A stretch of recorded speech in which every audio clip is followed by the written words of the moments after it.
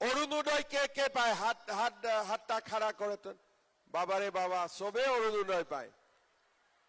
আচ্ছা, কে অরুণোদয় এখনো পায় না? ওরা হাত উঠান। আরে পাওয়ায়ও হাত দাঁড়িয়েছে, না পাওয়া হাত দাঁড়িয়েছে। 1 মিনিট, আমি ভালো করে দেখব কে অরুণোদয় পাইছে। ওরা হাত টাঙেন, হাতটা উঠান। ঠিক আছে, এখন যার বাড়িতে একটাও অরুণোদয় পায় নাই, ওরা হাতটা খাড়া করেন। ঠিক আছে, আমার মনে হয় আরো 2-3 হাজার অরুণোদয় হাইলাকান্দিতে দরকার আছে। আমি ওটা ব্যবস্থা করে দিব। ঠিক আছে, ওইটাও ব্যবস্থা আমি করে দিব। এখন আমার এই স্কিমটা আমাদের জন্য আরো বহুত কিছু সুবিধা নিয়ে আসবে।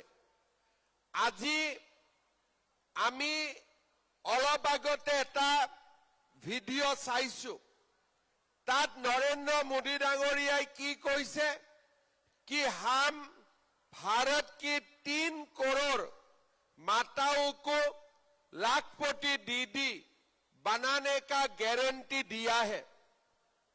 3 करोड़ पूरा भारत में, और हमारा असम में हम लोग प्रयास कर रहा हूं कि कम से कम 40 लाख माता लाखपति दीदी बने।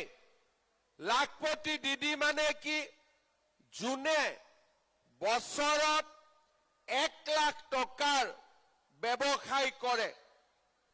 আৰু আমাৰ অসমত 4 লাখ সেলফ হেল্প গ্ৰুপ আছে, আৰু 4 লাখ সেলফ হেল্প গ্ৰুপত 40 লাখ মহিলা আছে। আমাৰ লক্ষ্য যে এই 40 লাখ মহিলাক আমি লাখপতি দিদি বনাব লাগে। আমি কেনেকে লাখপতি দিদি বনাম, তাৰ কাৰণে আমি এটা প্ল্যান কৰিছো যে আমাৰ যিসকল মহিলাই লাখপতি দিদি হ'ব খোজে তেওঁলোকক আমি সহায় কৰিম। 3 বছৰ আমি সহায় কৰিম, আৰু লাহে লাহে আমাৰ মহিলাসকল লাখপতি দিদি হ'ব পাৰিব। এই মহিলা উদ্যমিতা অভিযান আমি প্ৰথম কিস্তি 10,000 টকা আজি আমি দিম। এই 10,000 টকা পোৱাৰ পিছত তেতিয়াহ'লে আমি 1 সালৰ ভিতৰত আপোনালোকক আকৌ ইয়াত মিটিঙত মাতি আনিম, আৰু নতুনকৈ 25,000 টকা আমি আপোনালোকক দিম। সেকেন্ড ইনষ্টলমেন্ট 25,000 টকা, আৰু 25,000 টকাটো যদি প্ৰথমতে যি কামত খৰচ কৰিলে তাতে যদি আৰু ভালকৈ 25,000 টকা খৰচ কৰে, 3 বছৰৰ ভিতৰে আমি আপোনালোকক আবার 50,000 টাকা আমি দিমু।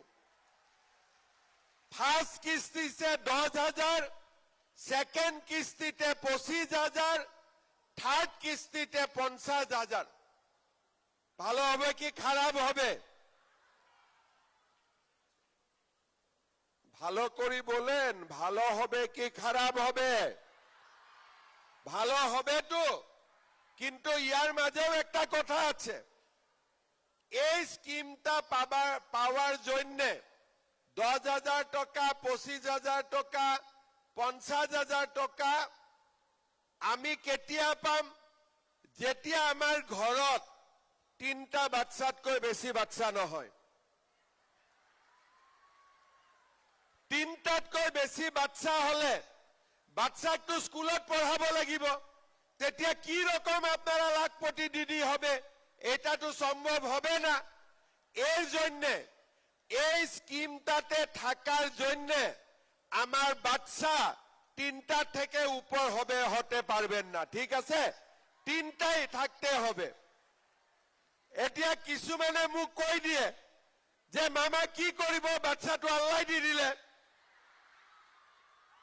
তো বাচ্চা আল্লাই নিদিয়ে বাচ্চা জন্ম হয় হাজবেন্ড আৰু ওয়াইফৰ মাজত ইয়াতে আল্লাহৰ কোনো কথা নাই গতিকে আজিয়ে হাজবেন্ডক গৈ কব যে আমি 25,000 পাব লাগিব 50,000 পাব লাগিব তিনটাতকৈ বেছি বাচ্চা এখন হবে না ঠিক আছে এই স্কিমত পোৱাৰ পিছত আমি অসমত সকলো মহিলাই কৈ আছে যে এতিয়া আৰু ঘৰত তিনটাতকৈ বেছি বাচ্চা আমি নহব তিনটাই বাচ্চা থাকিব আৰু এই টকাটো ভাল ব্যৱহাৰ হ'ব লাগে আৰু তিনটা বাচ্চা ঘৰত থাকিব লাগে কম হলে কথা নাই বেছি হ'ব নালাগে ঠিক আছে তেতিয়াহলে আপোনালোকে সেকেন্ড ইনস্টলমেন্ট 25,000 থার্ড ইনস্টলমেন্ট 50,000 টকা পাক্কা আপোনালোকে পাই যাব ঠিক আছে